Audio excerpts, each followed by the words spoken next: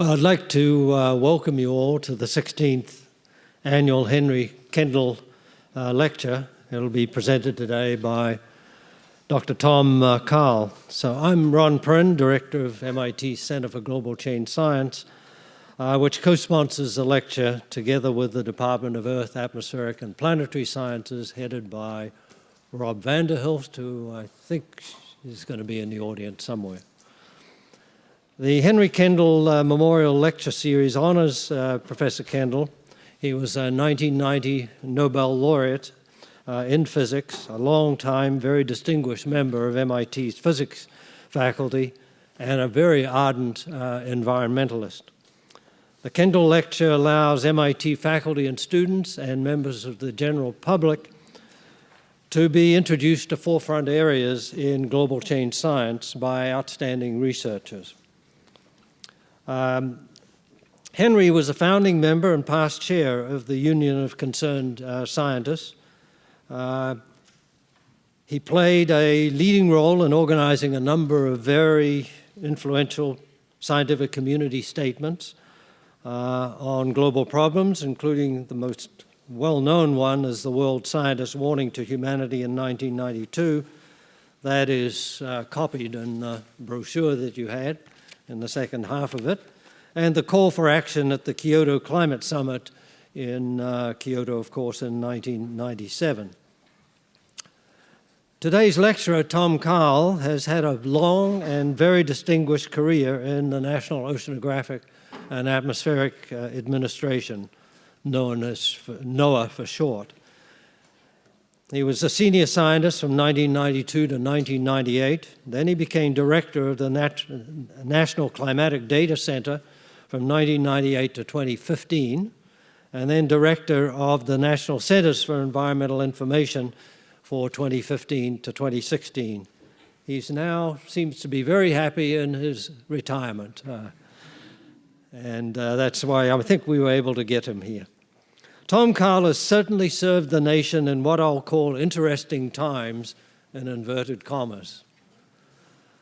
During his 1998 to 2016 term as a director within the NOAA system, the world witnessed the 12 highest global annual average temperatures ever recorded since 1880. Tom was responsible for delivering that dire news to a not always receptive Congress. Tom received his Bachelor of Science from Northern Illinois University, his Master of Science from the University of Wisconsin at Madison, and a Doctorate of Humane Letters from North Carolina State University. Tom is a world authority on quantitative studies of climate change in the United States and globally, as recorded in a vast array of atmospheric, terrestrial, cryospheric, and oceanic observations from surface, submarine, airborne, and satellite sensors. He has his arms around huge amounts of data in his job over these many years.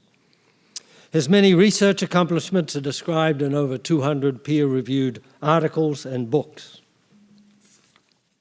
He chaired the United States Global Change Research Program Subcommittee on Global Change from 2010 to 2016, in other words, through the Obama period, and was responsible for the delivery of the Interagency Global Change Research Plan, climate assessments, and annual reports to Congress. He was also chair or lead author of the first three of the U.S. National Climate Assessments and has testified many times on climate science before the U.S. Congress. He served as president of the American Meteorological Society and a member of its executive committee from 2009 to 2012, and he served as editor of its premier Journal of Climate from 1998 to 2000. Tom has also contributed substantially to major international organizations in climate science. He served as lead author, convening lead author, and editor on the first 4 Intergovernmental Panel on Climate Change Assessments, or IPC as they are called, from 1990 through 2009. He led the U.S. delegation that approved the 2014 fifth IPCC assessment on the physical basis for climate change. Tom Karl is a recipient of a significant number of prominent awards, including the American Meteorological Society's SUMI Award, the Presidential Rank Award, 6 U.S. Department of Commerce gold medals, and the Helmut Landsberg Award from the American Association of State Climatologists. Tom is a fellow of both the American Meteorological Society and the American Geophysical Union. It's my pleasure to welcome Tom to MIT today. Title of his talk, as you can all see, is Climate Data, Mysteries, Wonders, and Reality. Welcome.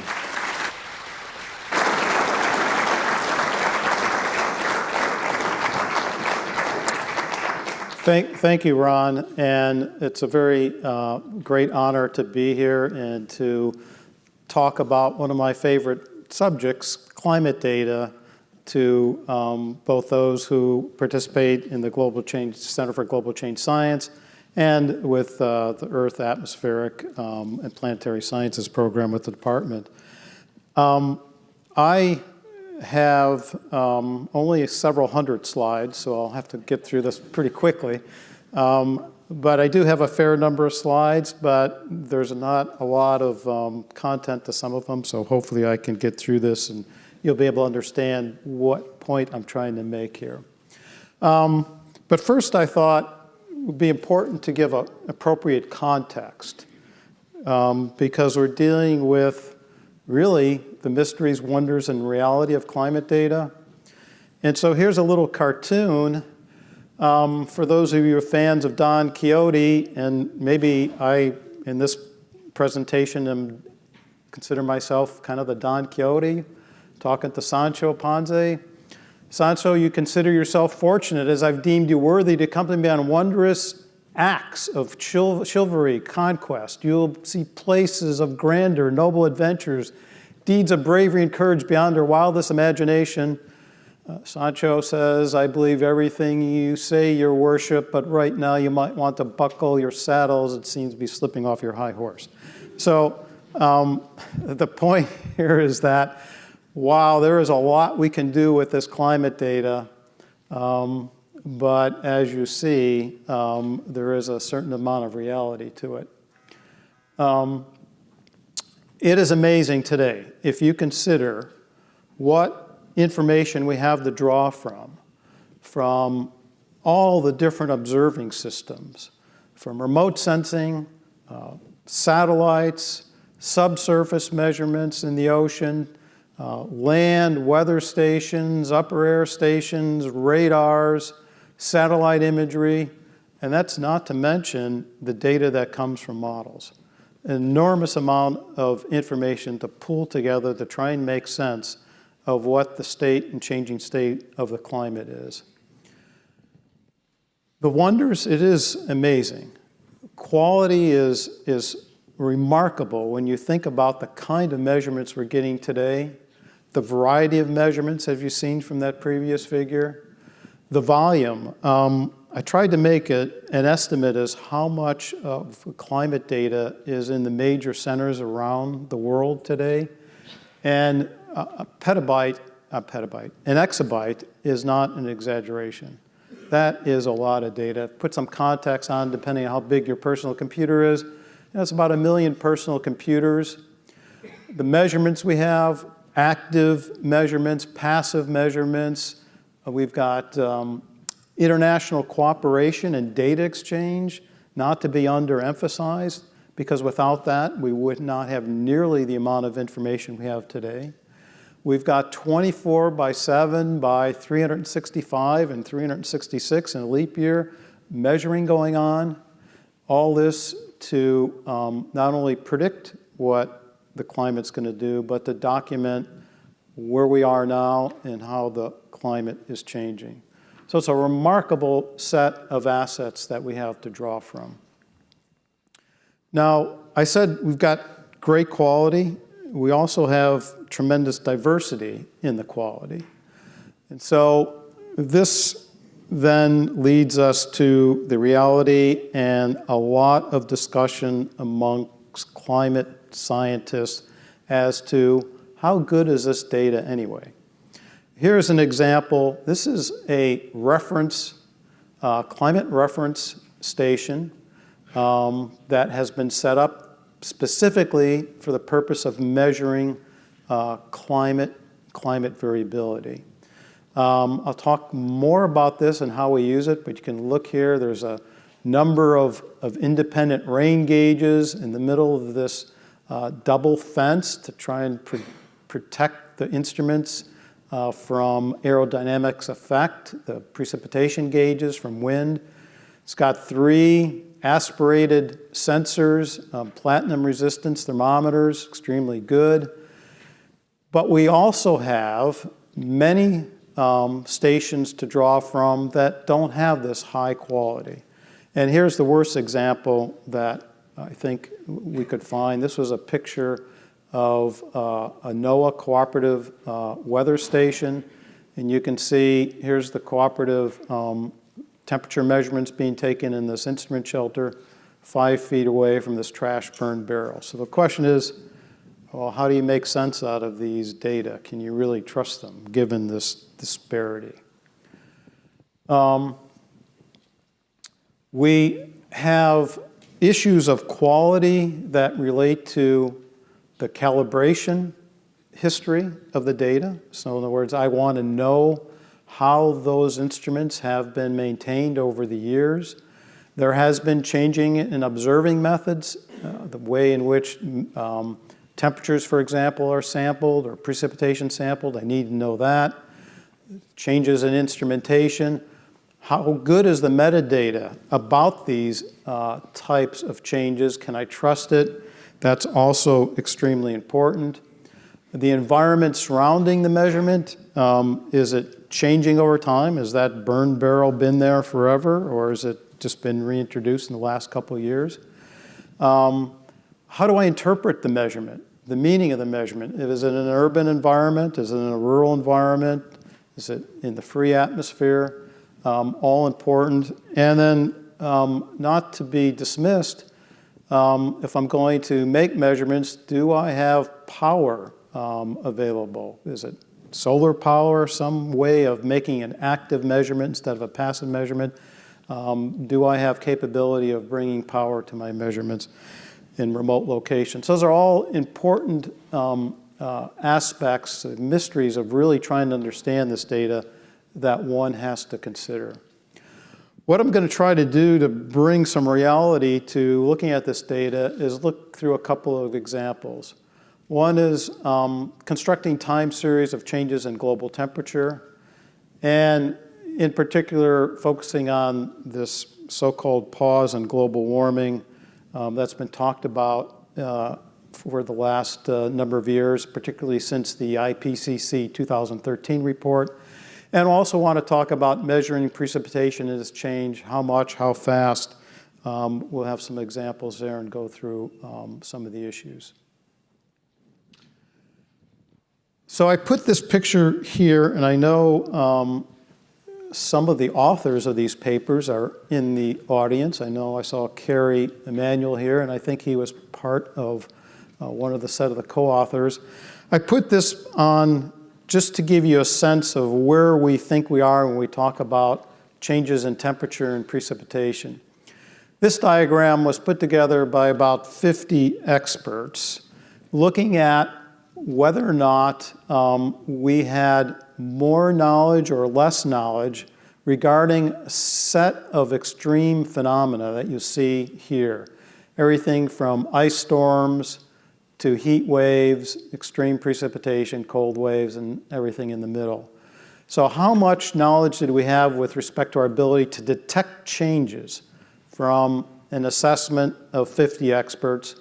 And how well did we understand, if we saw the changes, the causes of those changes? Not unsurprisingly, there seems to be a relationship. Our ability to detect changes is related to our ability to better understand why those changes are occurring. So if you don't have much information of being able to detect changes, you don't know much about the causes of the changes. So we're going to talk about temperature, and certainly heat waves and cold waves are part of that, and precipitation. And you can see these are in the upper part of the diagram. Droughts, obviously, lack of precipitation, also related to the upper part of the diagram in terms of more knowledge and our ability to detect. So you'll see some of the problems that I'll talk about in these quantities, and so you can contrast to where we might be if we be talking about what do we know about changes in thunderstorm winds or changes in ice storms. Not very much in contrast. So I said we'd talk about temperature first, and obviously a lot of interest in global temperatures. Not surprisingly, because there's a lot of interest in what humans might be doing to global temperatures. And here is the interesting relationship, global carbon dioxide concentrations plotted against global temperatures, not to imply a one-to-one relationship, but certainly raises one's eyebrows. This temperature measurement goes out to 2015. If I had 2016 up here, which you'll see in some other figures, it's even a little bit higher. Now, you can look at this picture and see temperatures a bit unsteady in the middle part of the 20th century. But since about 1970, the mid-70s, if you stand back and look at this, see the temperatures have been rising rather unsteadily, I guess is the way to describe it. You can see 2015, 2016 beat 2015, and where we are now in 17 is in that same ballpark. And so if you were just simply to look at the trend of temperature from 1998 to 2016, it's 0.17 degrees C. Here's a simple linear trend, and you'd say, well, not much of a hiatus there. If you take a look at another set of years, 2002 to 2009, there's actually no change in temperature. You can see that by this black curve here. These are for global temperatures. And so you might, if you had no knowledge of what happened to the right here, look at that period and say, well, gee, are global temperatures now at the point where they stop rising? Do we have the correct information as to what the cause is? And there's another way you can look at the change in the slope of time series. You can do a little more robust statistical analysis, something called empirical modal decomposition, which doesn't pretend any particular shape to the time series. And you can see from 1880 to 2015, when this analysis ended, various slopes, instantaneous slopes. And you can see since about 1970, the slopes have been increasing, but they do vary over time based on this analysis. You can go back to the simple trend method, 2007 to 16, say the last 10 years, rates of warming, 0.3 degrees C per decade. Last 15 years, 0.17, 25 years, 0.19. So clearly positive changes, but you can find, as I showed you, from 2002 to 2009, period where global temperatures aren't changing much. Now, what happened a few years ago when IPCC came out in 2014, there was an interesting discussion about the changes in temperature, and I'll point to this period here, the so-called hiatus period, 1998 to 2012. So IPCC had that period to look at. You'll see two symbols here. A circle is the data set that was delivered by NOAA to IPCC, one of 3 data sets that were used to look at global temperatures. And you can see the rate of warming was positive, but the error bars, these are 90% confidence intervals. That's what IPCC used. went below no trend at all. And what happened subsequently in 2015, we had to do some corrections to the data because of a systematic bias, which I'll talk about in a bit. And when those corrections were applied, the rate of warming was significantly higher. And one could make the case, well, there really wasn't a strong case for a hiatus once those corrections were put in. This has led to many, many research papers talking about whether or not the data is appropriately corrected, and can we trust this revised data set, and what about some of the other data sets? Now you see there's a number of other symbols here, and one thing I want to point out, you can go look at this period here, 1998 to 2014, slightly different than the 2012. This is again for global, but what you see here is this triangle, and what was done here was, in addition to a set of corrections to primarily the ocean data, there was a method of trying to estimate what was happening in the Arctic Ocean, the changes in temperatures over the Arctic. And when that was included, the rate of warming was even larger than what was reported with the corrected data set or the previous version. So if you look at this data set over with the Arctic warming included, you'll find the rates of change between this line, this symbol, and what you see from 1951 to 2012, virtually indistinguishable. So you can decompose that, what's going on in the ocean, what's going on land, and I'll go through some of the corrections that the data was subject to try and get to these revised rates of warming and how they compare amongst various global data sets. One thing that happened shortly after the IPCC in 2014 was the update of global land surface temperatures that were used to calculate changes in land temperatures. And you can see in this data set, which was updated in 2015, the number of years available for each station, and not surprisingly, you can see over North America, much of Europe, and a good part of the Northern Hemisphere, considerable number of stations with over 100 years of data. The red dots in the Southern Hemisphere are much more scattered. But this was an enormous improvement in the amount of data available to calculate changes in temperature for the globe. And to show you what this looked like, the number of stations that were available, here plotted in black was the previous version. These were the number of stations that the IPCC was drawing from because that's what was published. When you look at this new data set, you can see an enormous increase in the number of stations available.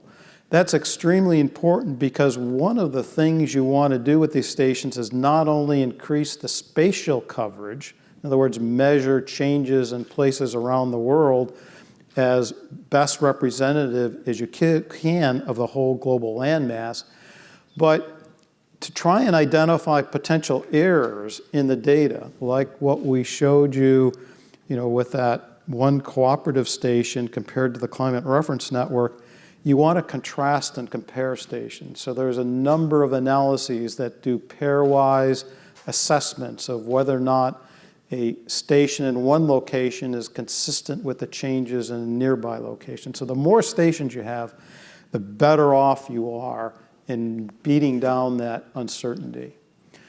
Now, although there was a lot more stations, this is the percent of the land area that was sampled. And you can see in the previous version, there was this decay after 1980. Not that there wasn't stations recording, but scientists hadn't made a concerted effort to go and collect these data from all the countries who had them available in their national archives. And this effort, the International Surface Temperature Initiative, number of dedicated scientists had made that effort to update the data set. And you can see now the land area sampled was substantially improved, and you don't see this large decay in the last number of decades.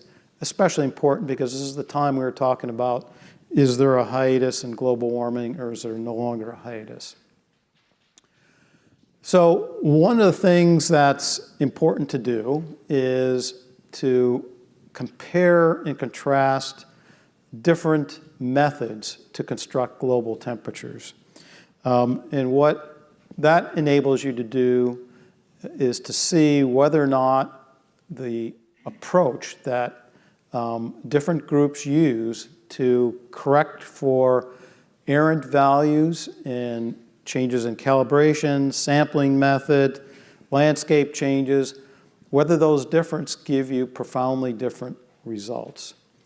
And you'll see here in red, this is the current NOAA land data set that's in use today.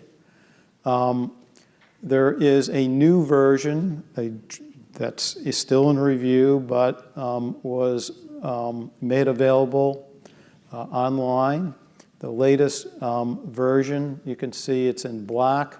It's hard to see a lot of difference. It's almost indistinguishable. There's another group out at Berkeley. Zeke Hausfather is leading that effort.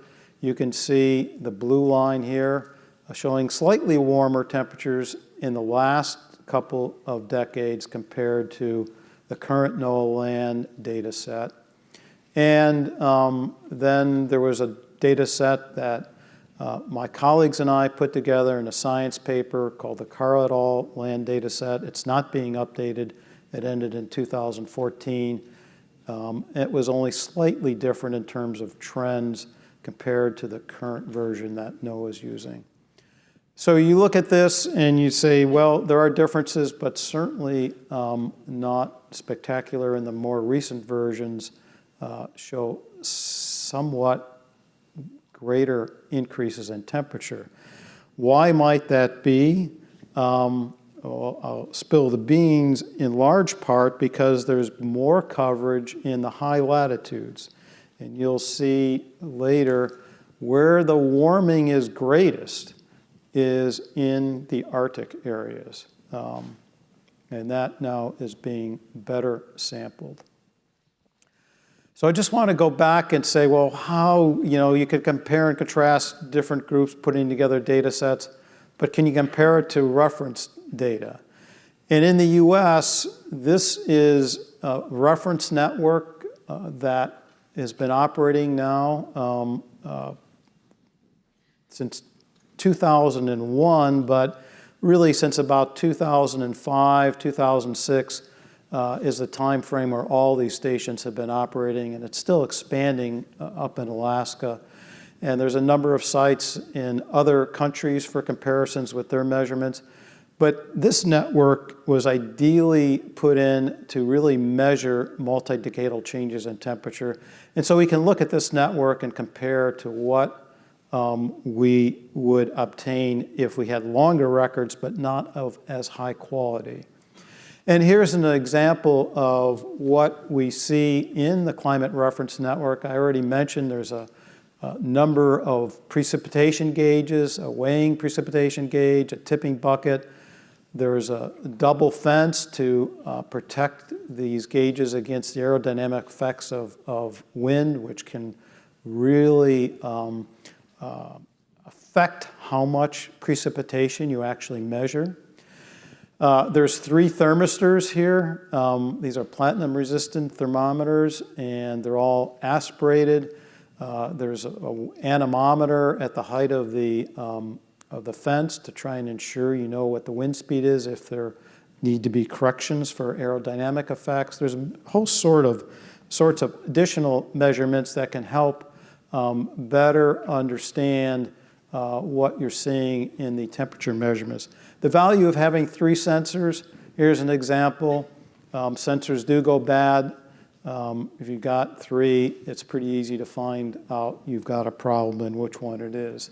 And this has been used to go out and fix these sensors.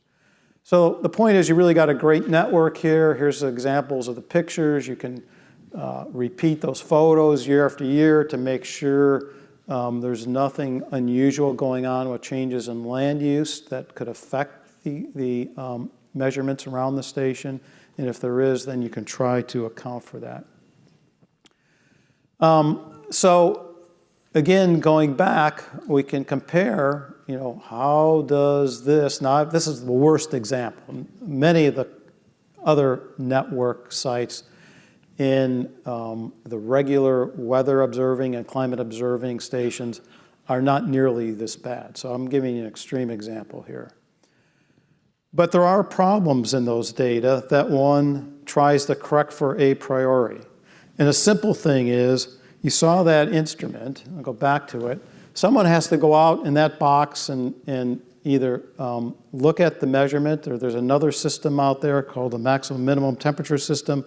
Someone has to push a button, and what it gives them is the measurement of the maximum and minimum temperature for the last 24 hours.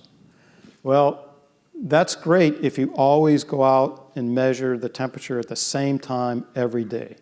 And people did that normally in the middle part of the 20th century. They did that in the afternoon, usually around 5 o'clock in the afternoon.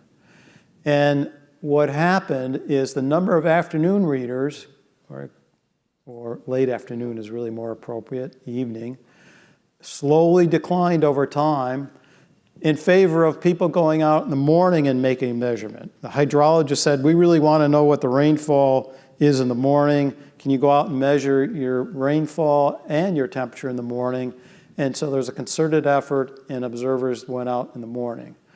Now, when you do that, you introduce a bias in the temperature measurement.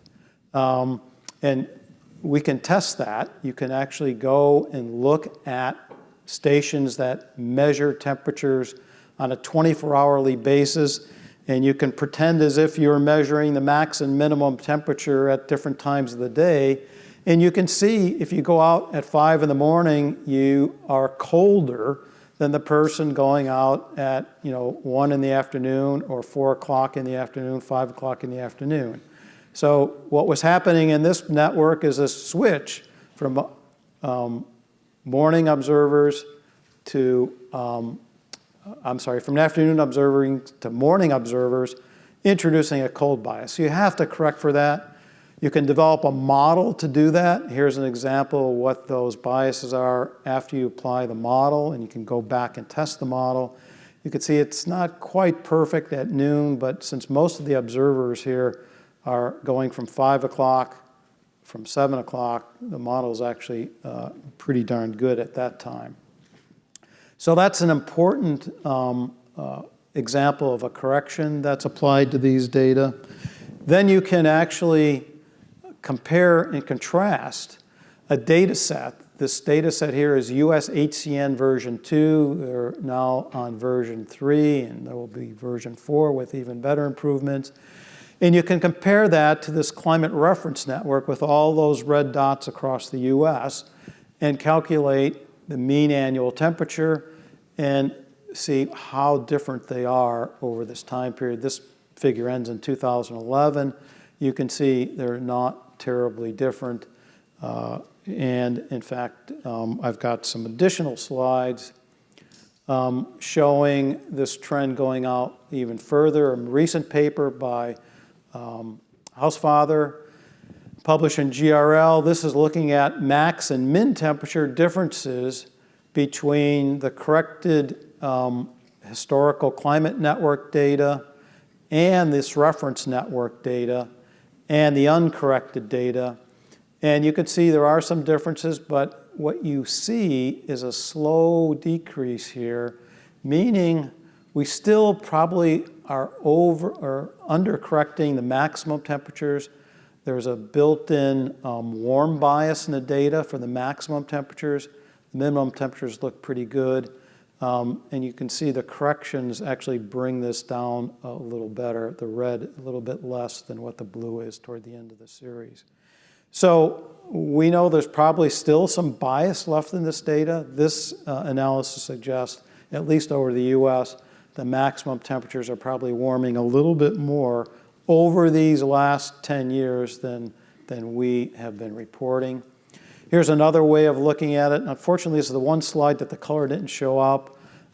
If you look at just all the pairs of stations, this is for the uncorrected data, and you can see differences between the pairs with the climate reference network. They're negatively biased, and they're pretty wild at the tails.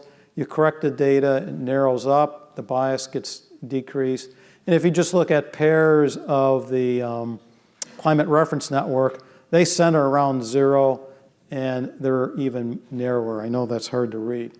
The point here is, after this analysis, you're pretty confident that you're getting the US data reasonably correct, although, as you saw in that previous diagram, there could still be some small bias in the maximum temperature. Turning our attention to sea surface temperatures, we have a variety of ways to measure sea surface temperatures, particularly if you want to go back in time, from buckets, from wooden buckets, canvas buckets, and these have different issues associated with them in terms of, in rubber buckets, how water evaporates from these if you pull them up and stick a thermometer in them. What has been a really remarkable improvement in our ability is we got many drifting buoys measuring temperatures across the ocean. We've got moored buoys that have been put in, and more recently these autonomous profilers that go deep into the ocean, giving us yet another way to look at ocean temperatures. If we take a look at how this has changed over time from 1950 to present, what you see is the drifting buoys have grown remarkably in the number of observations. The moored buoys have grown, but not nearly as dramatically. And the ship observations have actually decreased a bit, or stayed the same since 2000, but decreased since 1980. So what you're seeing is a changing mix of observations to measure sea surface temperatures, and one has to be very careful how one treats that. Why? Because if you actually look at the sea surface temperature anomalies relative to the device that was used, if you look at the buoys in red here, this is the red line. It's only plotted since the late 1980s because, again, the buoys came on pretty strong here in the 80s. This is the red diagram up here showing the fractional contribution to global average SST. You can see the buoys grew proportionally larger than any of the other methods. And they were colder in contrast to the ship temperatures, these hull contact sensors measured from ships. And we still had some bucket temperatures being used, and you see they're slightly warmer than the buoy measurements. You can combine them all, that's what was done in the IPCC report that NOAA's data contributed to, and you can see that black line. Well, clearly, if you're going to combine data that's increasing over time and is cold, you're going to introduce a bias, and you introduce a cold bias. And that's what we had to correct for in the analysis, among other things. So when that correction was applied, the hiatus largely disappeared. There's an example of the coverage of the drifting buoys. This is from March 6, 2017. You can see not only do you have more observations, but they're in places where traditionally ships were less frequently available to contribute to the global SSTs. So a major advance. Put this diagram up because I just wanted to point out when you correct the data for these different mix of observations, The biggest corrections are in the late 19th century and early part of the 20th century. This is the uncorrected data, this blue, listed from ICOEDS, a data set. And what we actually do is when we correct the data, we actually make the rate of warming less than it might otherwise be. The largest correction by far is to reduce the rate of warming. Certainly I talked about these corrections over here. They're small in comparison to these huge corrections in the earlier part of the record. Now, what is really important, as we mentioned earlier, is the idea of having independent measurements to try and look at whether or not one is getting anything comparable amongst the data sets, or if there's an outlier. And here's a paper that was published by Hausfather in 2017 in Science Advances. And here's the so-called old NOAA data. This was the data that was used in the IPCC Fifth Assessment Report. And you can see it is an outlier among these other data sets. This is a data set of buoys only. And here's a data set independent from satellites only. Here's the new NOAA data, the red one, and you can see the linear trends on these things. So we have a lot more confidence because we've got drifting buoys, we have Argo floats that measure temperatures near the surface, and they're in much closer agreement with this new revised NOAA ocean data that was put out recently compared to the old NOAA data. So what it does tend to do, it makes that hiatus much less apparent. Still, you can find it, as I showed you with the 2002 to 2009 time period. You can find periods of not much warming, but certainly less apparent when you correct the data. There's a new version of the sea surface temperatures that NOAA is working on. It's ERSST version 5. Here's a preliminary version from Peter Thorne, who's working on that. And all I can say is it's virtually indistinguishable from the previous version. And in contrast to the two other data sets that were used in IPCC for the sea surface temperatures, they're slightly cooler, especially in the recent time periods. One important reason for that with respect to this Hadley data set is, and you'll see in a second, the spatial coverage, the fact that the approach they use is to be very conservative and not estimate temperatures where they don't have data.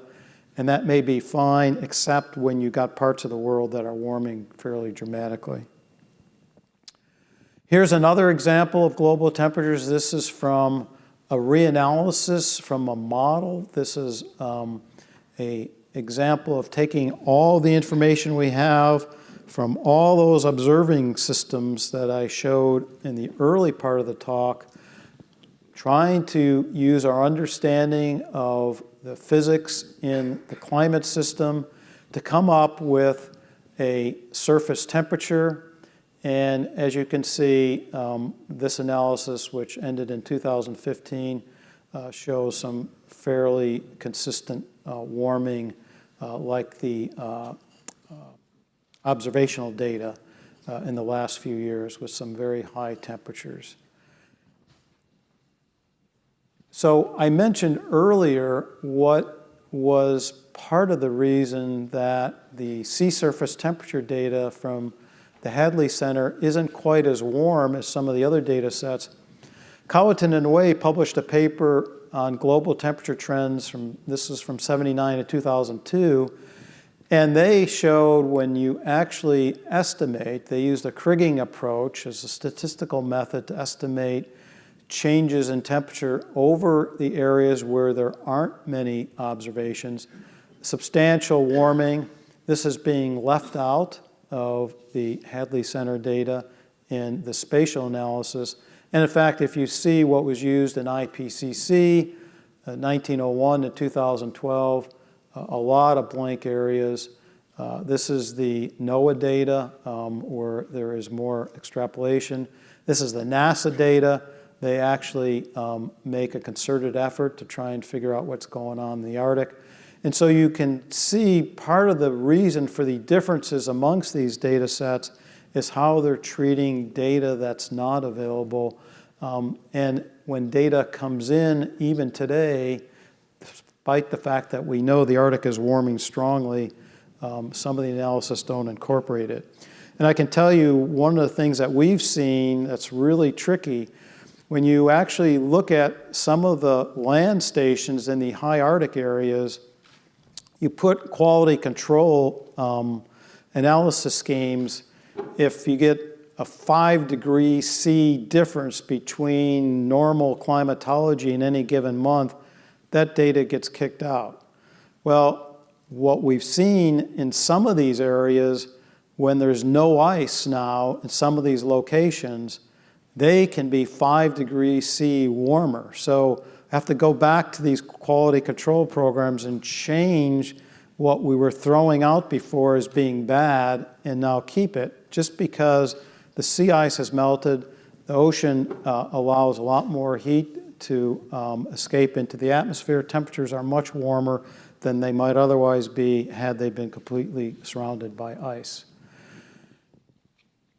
Another issue that has come up, this is from a paper from Calton and Way and others, and that is making sure if you compare models to observational data, you compare apples to apples.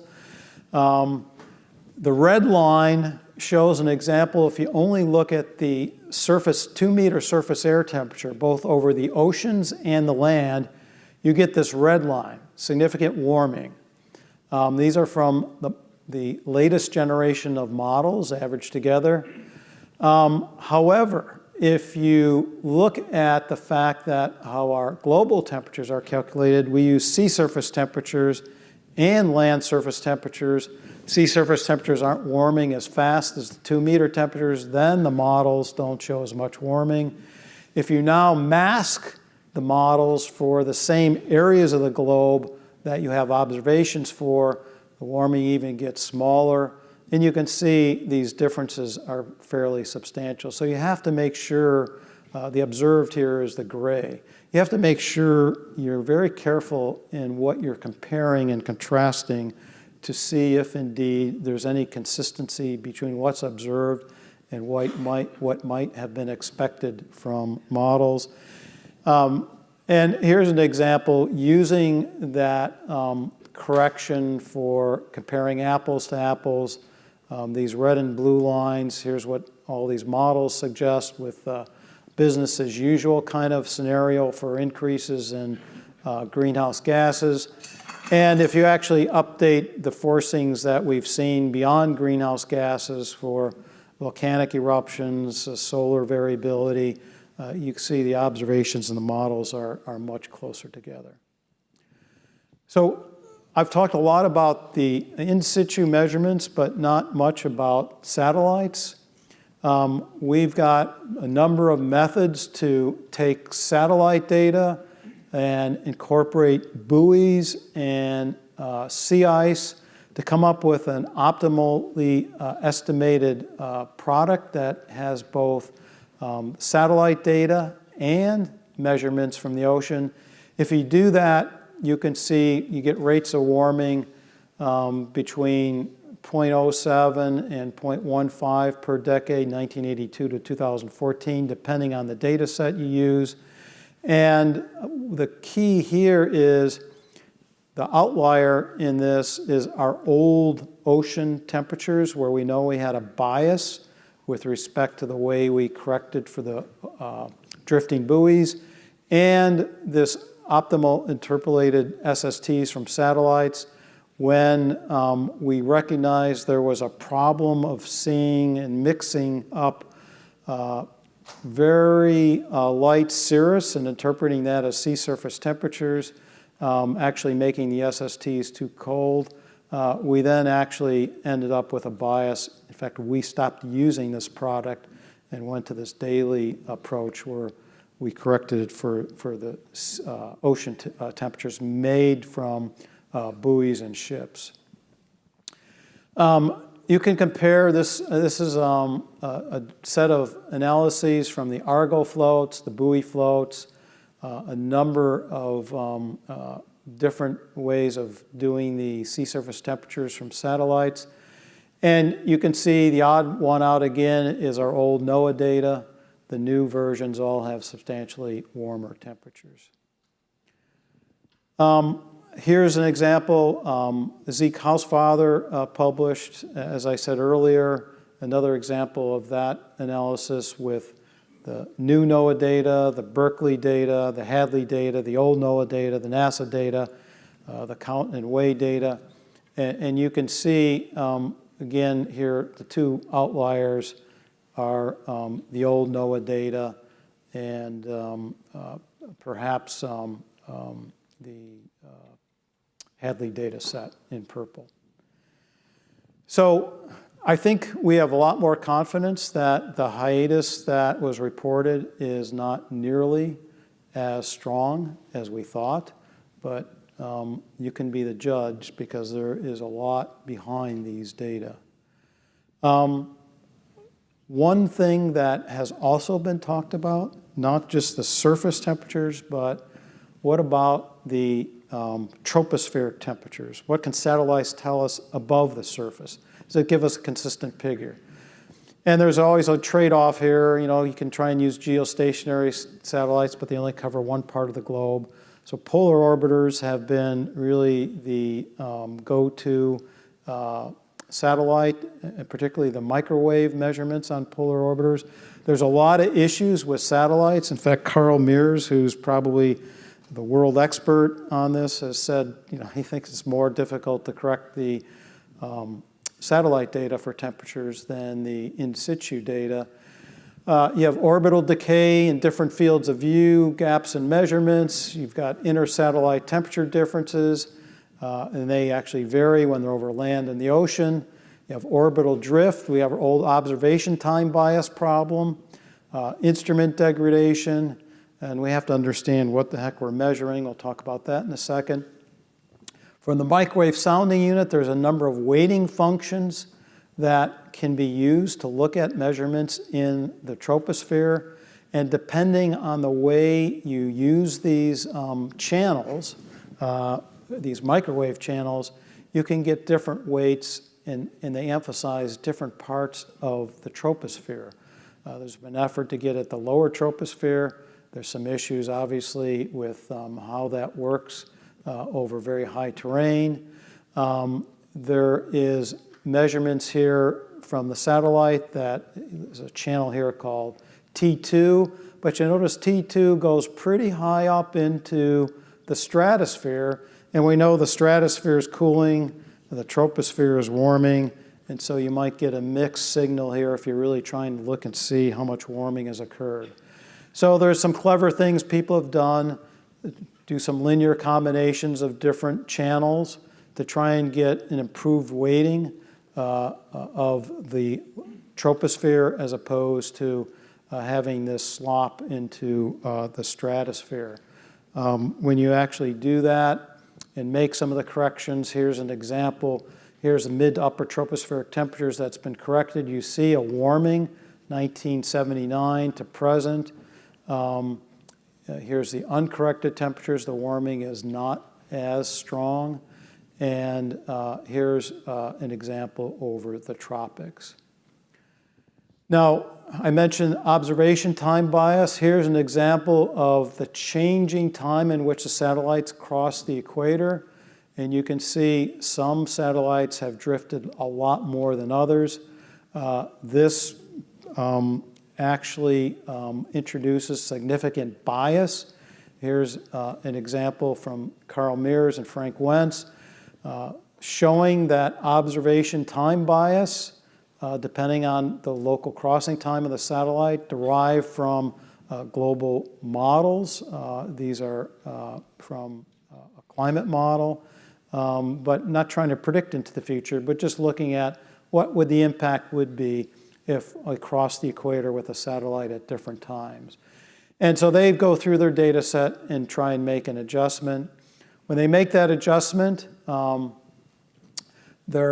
the global temperatures in the middle of the troposphere, 80 south, 80 north. And you can see you get substantial warming. Now, here's a similar diagram for the tropics. Now, if you actually look at the differences, as we said, it's important to look at different observing teams. University of Alabama at Huntsville, John Christie and Roy Spencer has a data set. So does NOAA has a data set from STAR. And this is the difference between the Mears et al. Data and the other two data sets. And you can see some substantial differences with the University of Alabama data set, and not nearly as many differences with the NOAA data set, except the more recent years. So clearly there is still some work to be done to try and understand what the cause of this difference. These are totally different approaches that are being used by these different groups. I just wanted to show this diagram, again showing even with the satellite data, strong warming you see in the high latitudes, therefore important to consider what's happening in the Arctic if you want to have a good estimate of changes in global temperatures. We also have weather balloons. This picture is from IPCC showing changes in temperatures from 79 to 2002. A bunch of different groups putting together different estimates of radiosonde changes or changes in temperature from radiosondes, weather balloons. You can see warming in the troposphere curving over to cooling in the stratosphere from the weather balloons. If you look at the satellites, a similar kind of a picture, of course, varies from data set to data set. So I wanted to talk a little bit about precipitation. We've got enormous number of satellites up there that can help us with precipitation, in addition to the in situ measurements. Again, here's where we are with precipitation relative to some of these other phenomena. Now, when you talk about precipitation, it's great. You have satellites, we've got radars, we've got gauges at the surface, we've got models. They all have, in green here, some really wonderful attributes. Satellites, global coverage, radars, high spatial resolution, gauges, it's actually a direct measurement, a long history, models, a global average that are really linked to the physics, chemistry, thermodynamics. The red is some of the things that are not so desirable. Indirect measurements, except now we do have some flying radars, which is a little more direct. Viewing angles, issues, orbital changes, the hydrometer type, the size distribution of the rain droplets. For the radars, we've got biases with respect to signal strength, attenuation, different operating methods. With respect to gauges, single point, that's a real problem, particularly when we talk about how are we going to compare these measurements between themselves to try and find out which is correct or which is an outlier. And with respect to models, a lot of issues with respect to how you interpret these data. I mentioned a number of these things already. We'll go through some of the in situ issues. Fortunately, we have a number of experiments that they're going on where people try to intercompare precipitation measurements. Here's an example, particularly looking at solid precipitation, a Swiss Alp site. Good set of measurements from various ways of looking at solid precipitation. Different gauges from tipping buckets, the radar, a dysdrometer, shielded, snow water equivalent measurements. And you can see substantial differences.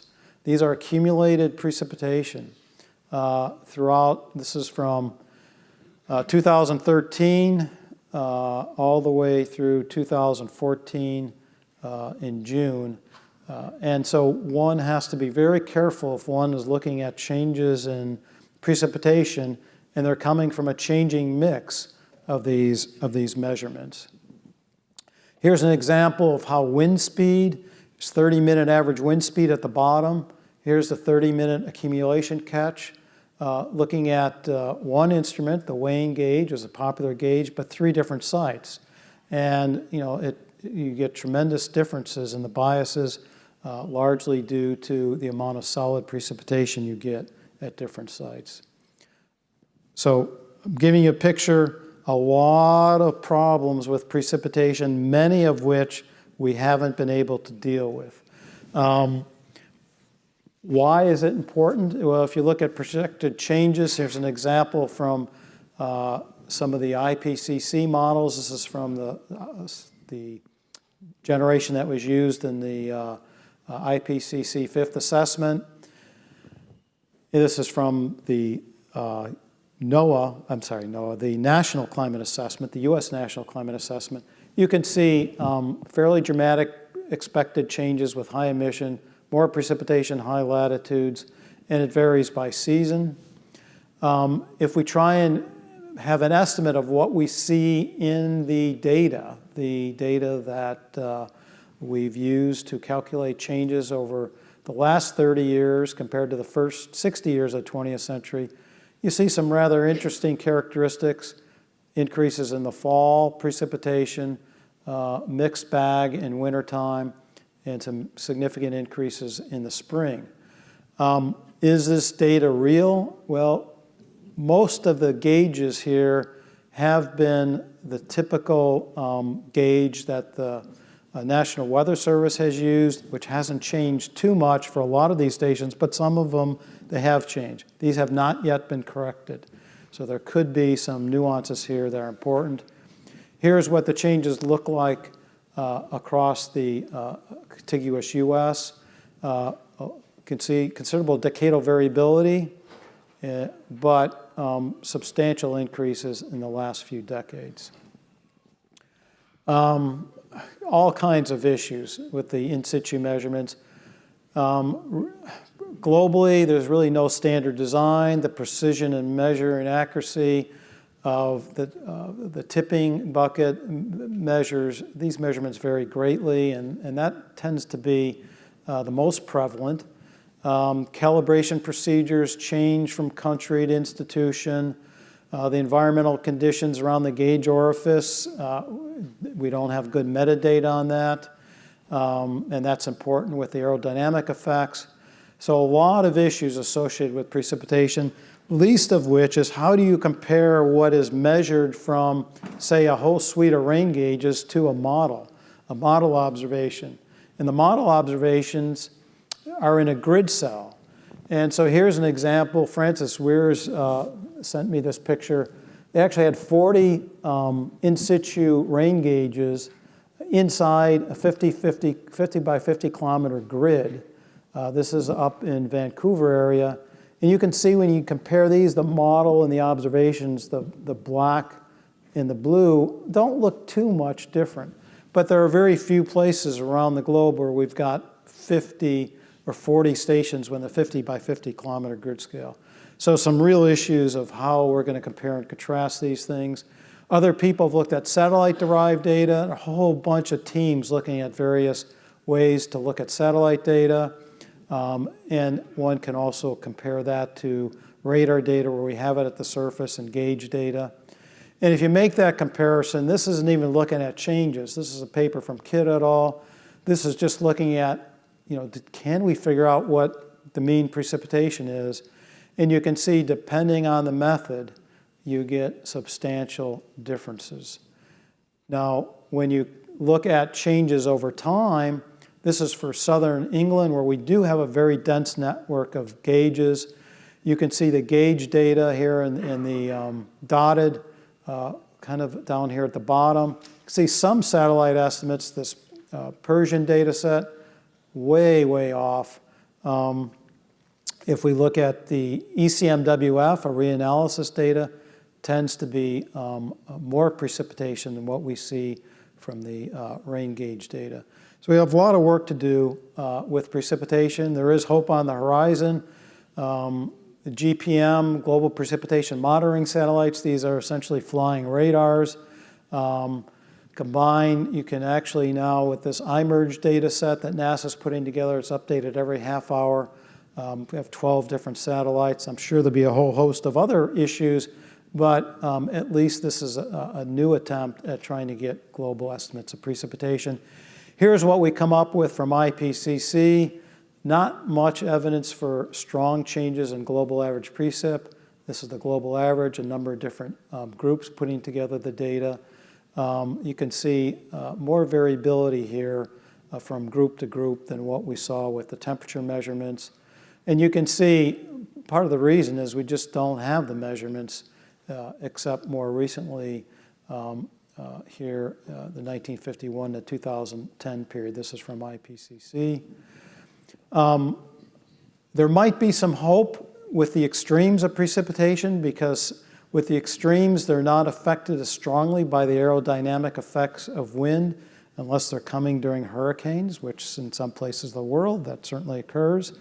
But the expectation is extremes of precipitation are going to go up, and here's, in fact, one algorithm that includes water vapor into its algorithm, and with increased water vapor, some pretty spectacular increases in extremes of precipitation anticipated. Here's what the models are predicting. The heaviest events get heavier, the lightest events get lighter. And you can see the sensitivity in some of the climate models to global precipitation. 20-year extremes, the scale here goes from 0 to 50%, much more sensitive at the extreme for a given rate of global temperature increase. Global increases of mean precipitation, much smaller. Here, this is only 2% versus here up to 10%. And here's examples of what it looks like spatially in some of the models. So one will want to be able to measure changes in extreme precipitation, not just globally, but spatially, because there's a suggestion of important differences. And there's a lot of interesting reasons for this. If you look in the models, the changes in vertical velocity, you can see along the equatorial areas, the tropics, increases in vertical velocity. But if you look at precipitable water, large increases in precipitable water in the high latitudes, particularly in the North Polar regions.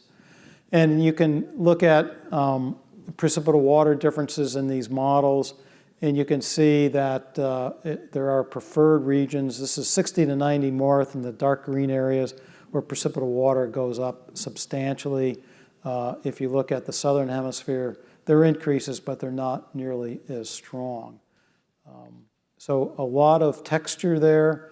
If we look at what we think we see in the observational data, here's the observed change in extreme precipitation, 20-year return periods, 1948 to 2015. You can see they are increasing in most of the US and in some areas rather dramatically. This is over 0.4 of an inch, sorry for the change in units, in the southeast part of the US in the fall. But you see almost every season has increases in extreme precip. So in conclusion, now you've seen the mysteries, the wonders. Don Quixote would say, my judgment is clear, it's unfettered, the dark clouds of ignorance have disappeared. But the reality, Sancho says, I sometimes think all you tell me is windy blather. Clearly, there's a lot more to be learned here, but I don't think we can say we don't know anything. We know a heck of a lot, but there's still much more to learn. So, thanks.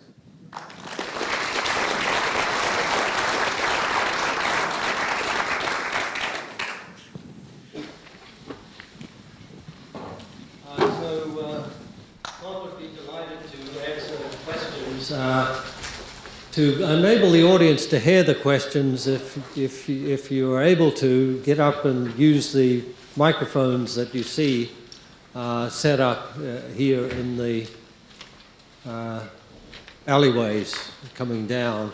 Or if you can shout very loud, that's the alternative.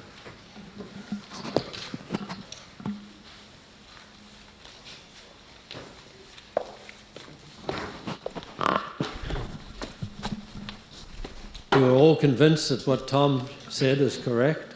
Yeah, I'm convinced it's correct. I'm just seeing the large oscillations that aren't periodic and must have a cause that's built into models somehow. I'm just wondering what some of the possible explanations are from things that have happened in the last 50 years.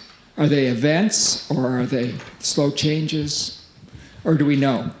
Well, I think clearly there's a lot of factors that are operating on global temperatures. One example that we probably understand as well as any of them is the effects of volcanoes. And in fact, in IPCC, the 1990 report, and there was an interim report in 92 that was put out, Mount Pinatubo had erupted, and there was actually a prediction that the global temperatures would decrease, and the prediction was pretty darn close to right on target. So there's certainly some things in the global climate record that we can actually see and predict over that, span a few years, and we think we have a pretty good handle on. The other ones, like changes in greenhouse gases, accumulate over time and are affected by, as I mentioned, volcanoes and natural variability. So I think part of the discourse that we've heard with the global temperatures is the fact that they do have this ongoing forcing from greenhouse gases, but they're being affected by other characteristics. We know that the ocean temperatures themselves have some cyclical behavior. Depending on which basin you look at subsurface ocean temperatures, there's accumulation of heat. So there's a lot of factors that operate on global temperatures, and they can appear in some places to look like they're oscillating behaviors. During this last year, there was an event where somebody was threatening to sue or did sue and enlisted all the big tops of all kinds of different government agencies. And a friend of mine who's a former LLNL scientist, a weapons scientist, but said that all of a sudden, the blue skies of his childhood were there, and he just hadn't seen them for years. Did that make any sort of strange spikes in any things that were being observed at that period? Within this last year? Could you comment in general on chemtrail-type operations, or is that a taboo subject? I'm sorry, which operations? Can you comment on HAARP or chemtrail things or any of these things that mess with our atmosphere? Or is that a no-no subject? I don't think it's a no-no subject. I'm not aware of any papers that have shown a relationship there. So that's one of the things that I should have mentioned. I mean, one of the difficulties in sorting through all the data and the analysis, it's very easy today to write a blog piece or give a newspaper article. But the test of science, that's why IPCC is so important, these national assessments so important. Publishing in peer-reviewed, you put out what you think your best estimate of the observational data and your understandings of the models are. And you have your peers able to look at that, and if they come up with a better idea, it will show some substantial differences, and they could point out why it's different. And science moves on that way. And I think part of what we're hearing today is a concern expressed by some of so-called, I guess I would describe it as consensus science or herd mentality, and that is concern that, well, if some scientists all believe the climate is warming, they're just jumping on the bandwagon. But it could also be that they're actually all coming closer to the truth. They actually know that's true, and that's why they all believe it, or most of them believe it. And so I think one has to juxtapose our quest for testing what we know with there are some things we can be pretty confident about. Okay, up here. Hundreds of millions of people now go around carrying powerful computers in their pockets, and they travel all around the world, and I mean, many behavioral and social scientists now collect all types of data from smartphones. I wonder if there are any plans or projects that, attach sensors to smartphones to collect data in places that aren't currently covered. Yeah, and I don't know of any in particular, but I do know citizen science has done some pretty interesting things with just simply taking pictures of phenomena we're unaware of, or being able to observe, for example, those pictures of some of those sites that I showed you. Without cell phones, that probably would never have been taken. Some of the things that citizen scientists have done, they've actually donated part of their computer time to run parts of computer models to get a better representation of natural variability, which has been very helpful.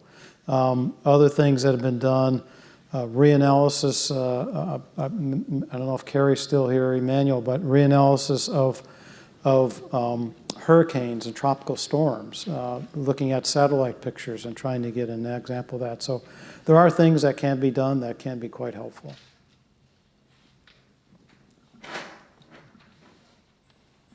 Let me ask a question to you, Tom. It seems, the issue for precipitation data is a pretty serious one. What do you see as the hope for the future to have much better knowledge of the spatial and temporal variation and ultimately of long-term trends in precipitation? Is there breakthroughs that are imminent, or is it just steady improvement?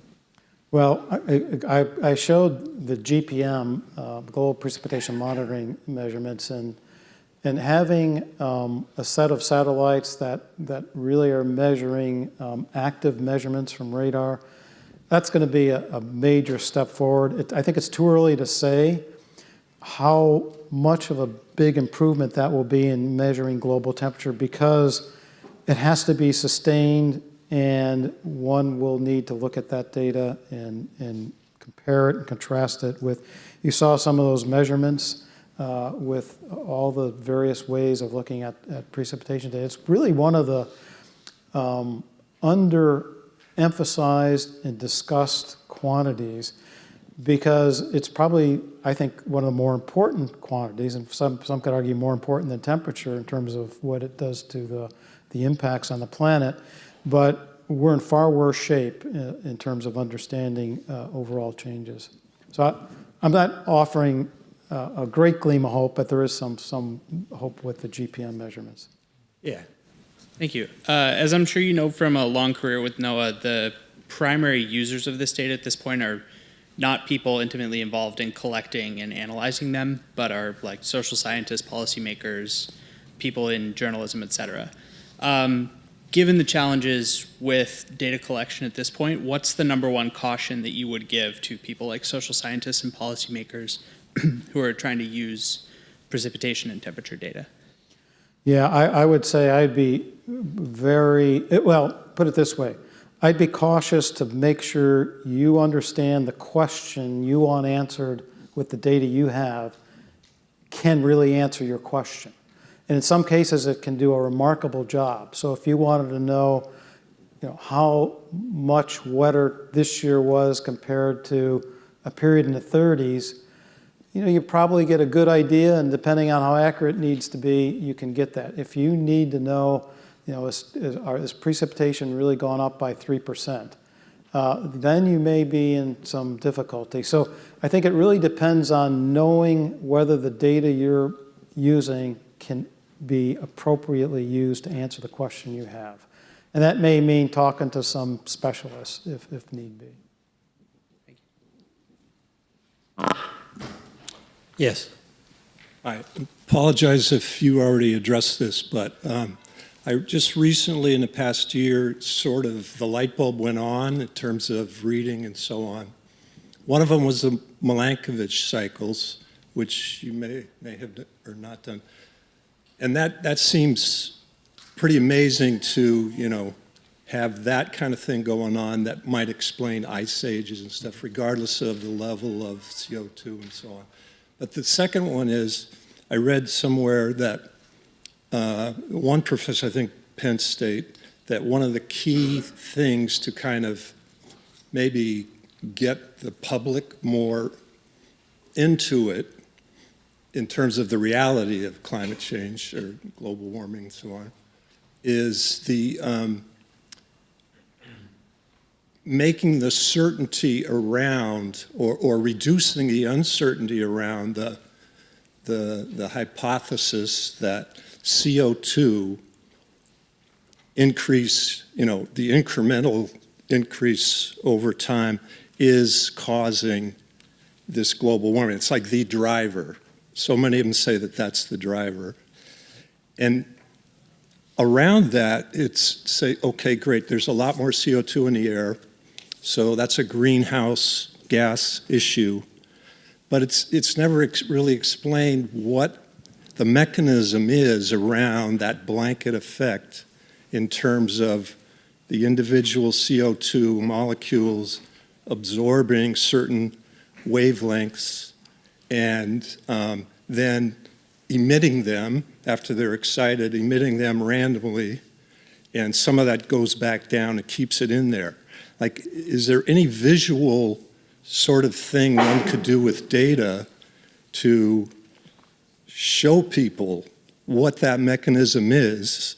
That, okay, I know we got car gas, CO2 going up, energy, coal, oil, and so on. All these sources of pouring the stuff into the air. What is that mechanism?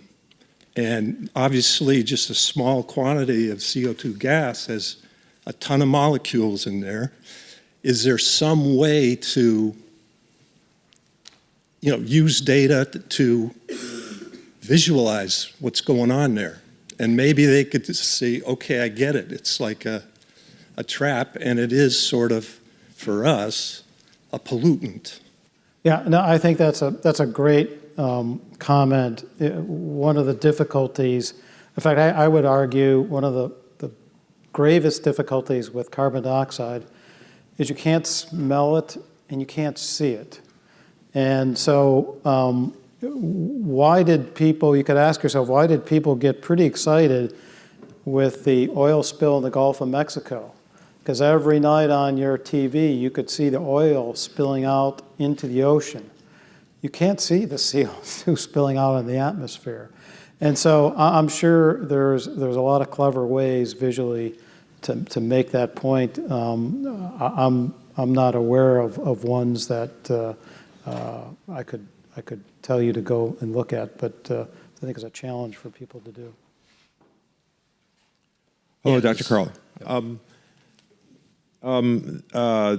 I wanted to ask is, with all these data sets that are available out there and the requisite metadata that goes with them and all that kind of stuff, are you aware of any effort to try to unify these data sets under a single vehicle? I know that the oceanographic institutions collect lots and lots of data, and these days the tendency is that when you publish a paper, you're supposed to make those data sets available for the general public. And, collecting and curating this data and making it available, that's a big chore, not to mention an expense. And I know there's a project I've heard tangentially about called EarthCube that's basically trying to do some of that. But could you comment about these data sets since you're familiar with them in that task? Sure. It's I always say it tends to be an unfunded mandate, and that is what we would like all scientists do when they go out and collect data or use data and process it is to save it in perpetuity. And scientists can do that to some degree in their own lab or their own institution, but what they'd like to do is, well, let's send it off to a quote-unquote permanent archive. Well, now imagine literally thousands of scientists doing analysis, all sending their data somewhere, which means the metadata, understanding it, you have to be able to document it, have a consistent format. There's some real cost there. And right now there isn't that long-term commitment to, there is a commitment to save the original data in some of the process data, but all of it, there isn't a commitment to do that. And that's one of the things that I think needs to change. I don't think there's an easy solution for it, because one can imagine we'll have to have some bar as to what we take on. One of the things we always thought when I was working at NCEI is if a data becomes inactive, sometimes it's worse than having no data at all, because people will take that and use it unknowingly, what processes were applied to the data, and end up with a result that's not what they might expect. So you really need active curation for this, and I don't think we've got a long-term commitment program anywhere. Okay, we'll make this the last question. Thank you. Given the sparse nature of the direct data collection in the Arctic areas, what can be done or is planning to be done to increase the number of sites for data collection in the Arctic? There is some effort, particularly putting ice buoys out. Some agencies are involved in doing that.